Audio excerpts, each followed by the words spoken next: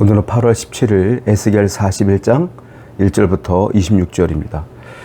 오늘도 하나님께서는 환상 중에 에스겔에게 환상을 보여주는 가운데 성전을 측량하는 환상을 보여주십니다. 구체적으로 성전의 길이가 어떻고 두께가 어떻고 성전의 재료는 뭐고 이걸 다 보여주시는 거예요.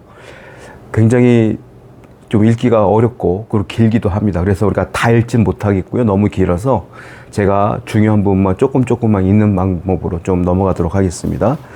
먼저 2절, 4절, 6절, 7절 이렇게 한번 읽어볼게요. 그 문 통로의 너비는 10척이요. 문 통로 이쪽 벽의 너비는 5척이요.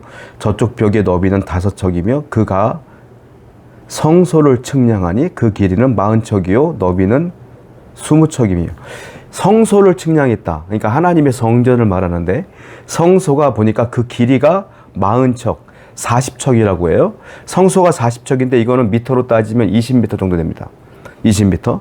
그리고 너비는 20척. 20척은 10m예요. 그러니까 길이가 20m요. 그리고 넓이는 10m 정도 되는 성소를 하나님께서 측량했다 이겁니다. 또 4절 볼게요. 그가 내전에 측량하나 길이는 20척이요 너비는 20척이라 그가 내게 이르되 이는 지성소라. 지성소를 또 측량하십니다.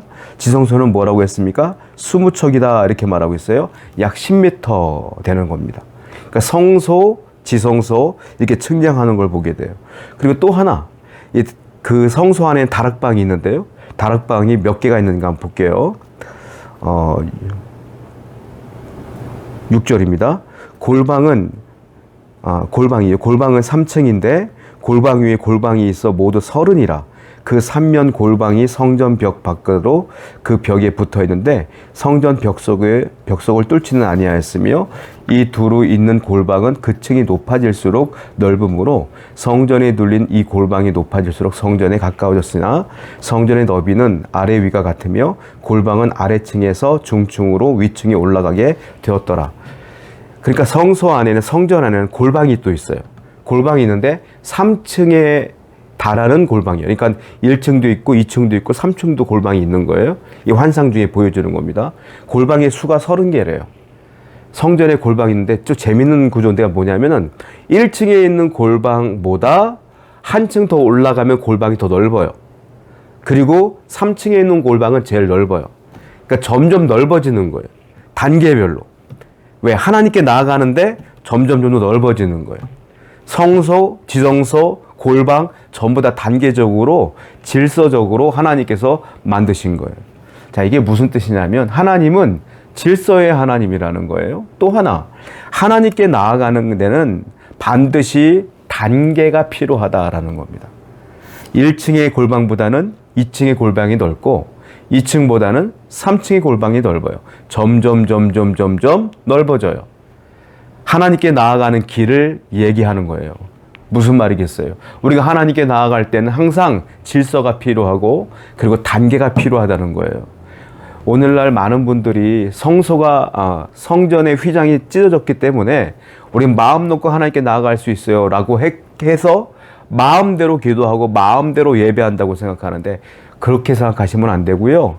우리는 항상 내 죄를 먼저 돌아보고 내가 올바로 살았는가를 돌아보면서 하나님께 질서 있게 나갈 수 있어야 돼요. 즉 무슨 말이냐면 하나님의 거룩함을 두고 우리가 그 거룩함을 너무 쉽게 생각해서는 안 된다는 거예요. 하나님께 나아가는 행위 자체가 거룩함인데 그 거룩함을 너무 쉽게 생각하면 안 된다는 거예요. 어떻게 해야 될까요? 지금 성소와 성전과 지성소와 골방 이 쭉 얘기하는 거 보면 하나님께 나아가는 단계가 있다는 거예요. 한마디로 말하면 우리는 여호와를 경외할 줄 알아야 된다. 하나님을 만만하게 봐서는 안 되고 하나님을 두려워할 줄 알아야 된다. 그래서 하나님께 나아가는 걸 조금 더 우리가 부담스러워할 줄 알아야 돼요. 내가 죄를 이렇게 졌는데 하나님께 나아가는 게 부끄럽구나. 하나님께 회개하며 우리가 거룩하게 하나님을 경외하는 마음으로 살아야 된다라고 우리는 이 말씀을 통해서 깨달을 수가 있어요. 또 16절 한번 볼게요.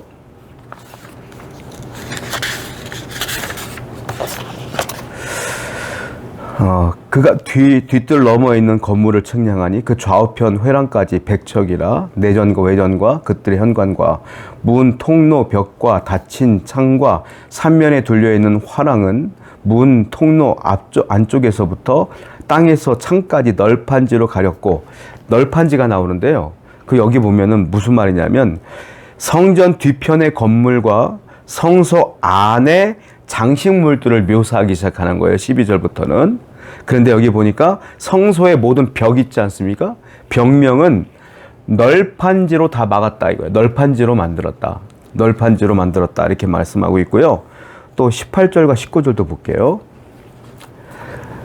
널판지에는 그룹들과 종려나무를 새겼는데 두 그룹 사이에 종려나무 한 그루가 있으며 각 그룹에 두 얼굴이 있으니 하나는 사람의 얼굴이라 이쪽 종려나무를 향하였고 하나는 어린 사자의 얼굴이라 저쪽 종려나무를 향하였으며 온 성전 사방이 다 그러하라. 이 널판지에는 그림이 그려져 있는데 그룹들과 종려나무가 그려져 있다는 거예요. 널판지마다 벽이 쫙 있는데 그 벽화 같은 거죠. 그룹들과 종려나무가 다 이렇게 그려져 있는 거예요. 사방에. 그런데 이 그룹은 얼굴이 두 개래요. 하나는 반쪽의 얼굴은 사람의 얼굴이고 또 반쪽의 얼굴은 어린 사자의 얼굴이라는 거예요. 그런데 어린 사자의 얼굴은 이쪽 벽에 있는 어린 사자의 얼굴은 저쪽 종려나무를 보고 있고 어린 그 사람의 얼굴은 이쪽 종려나무를 바라보고 있다. 시선이 다 종려나무를 보고 있다 이런 거죠. 그룹은요 하나님께서 에덴 동산을 만드시고 아담과 하와가 나간 뒤에 아무도 들어오지 못하도록 그 거룩함을 지키기 위해서 세운 하나님의 천사예요. 그러니까 그룹은 그렇다는 거예요. 그러니까 거룩함을 지키기 위함이다 이라는 거예요. 이 성전에 그룹이 그려져 있다는 것은 거룩한 성전을 하나님께서 말씀하시는 거고, 종려나무는요 무슨 뜻이냐면 평화의 상징이에요. 그리고 하나님의 의의 상징이에요. 그리고 사람의 얼굴이 종려나무를 보였고 어린 사자의 그룹의 얼굴이 그 종려나무를 보고 있다. 이것은 무슨 말이냐면 하나님은 하나님의 의와 하나님의 평화로 자기 백성들, 즉 이스라엘 백성들과 화평하기를 원하신다. 이런 뜻이에요. 하나님은 하나님의 백성과 화평하기를 원하셔요. 그런데 하나님과 화평할 수 없는 원인은 하나가 있죠. 뭐겠습니까? 죄로 인하여 화평할 수가 없어요.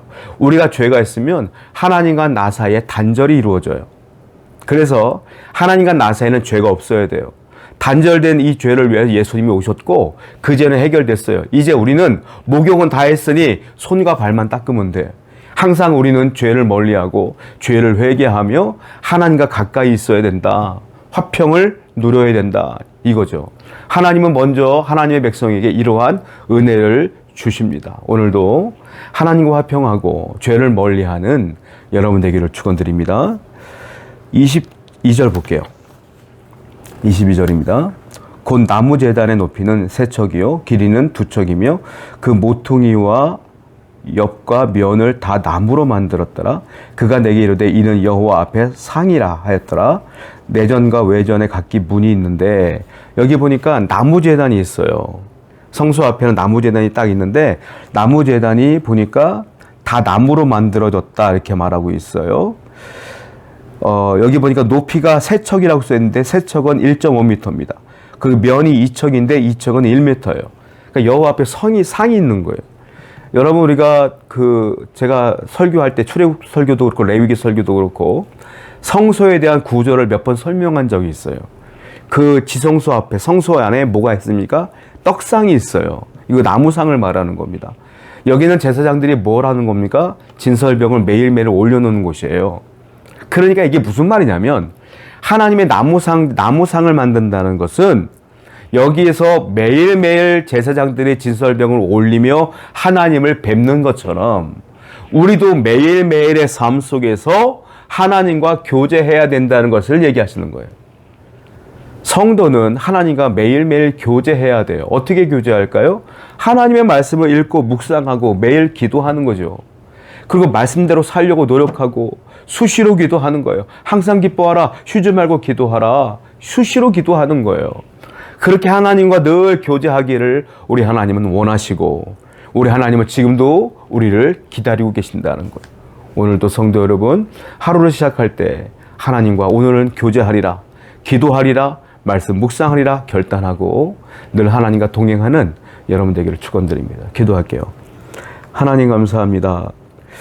이 성전의 모습을 통하여 우리가 하나님께 나아가는 방법과 그리고 하나님과 얼마나 많은 교제를 해야 되는지를 깨달았사오니 우리가 늘 하나님과 함께 할 수 있도록 도와주시옵소서. 예수님의 이름으로 기도드렸습니다.